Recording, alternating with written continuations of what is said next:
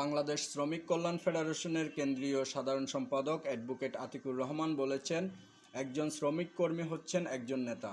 আপনি যে পেশায় আছেন, আপনি সে পেশার নেতা। ভূমিকা পালন করতে সক্ষম হব, এজন্য সকল কর্মী ভাইদেরকে একজন শ্রমিক কর্মী একজন নেতা, ঠিক না বলেন? আপনি নেতা, সুতরাং কর্মী হিসেবে আপনি বসে থাকবেন না। আপনি যে পেশা আছেন, আপনি সেই পেশার নেতা হবেন। হোটেল, দোকান ও কৃষি সহ দেশে যত পেশা আছে, সকল পেশায় শ্রমিক ফেডারেশন নেতাকর্মীদের অংশগ্রহণ থাকতে হবে।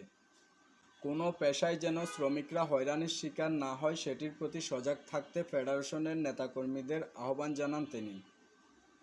শুক্রবার সকালে জেলা শিল্পকলা একাডেমিতে নোয়াখালী শহর শাখার আয়োজনে অনুষ্ঠিত শ্রমিক সম্মেলনে প্রধান অতিথি হিসেবে উপস্থিত থেকে এসব কথা বলেন অ্যাডভোকেট আতিকুর রহমান।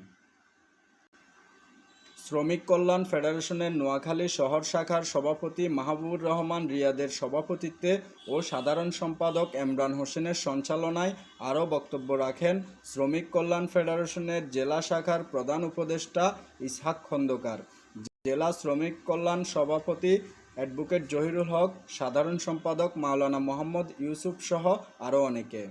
বক্তারা বলেন, শ্রমজীবী মানুষের অধিকার প্রতিষ্ঠায় ইসলামী শ্রমনীতি বাস্তবায়ন অনিবার্য। শ্রমিকরা দেশের মূল চালিকা শক্তি। শ্রমিকদের সম্মান দেওয়ার পাশাপাশি তাদের বিপদে আপদে সবাইকে পাশে থাকতে হবে। ছাত্র জনতা, ছাত্র শ্রমিক জনতার রক্তের বিনিময়ে আজকে বাংলাদেশে বিপ্লব সাধিত হয়েছে।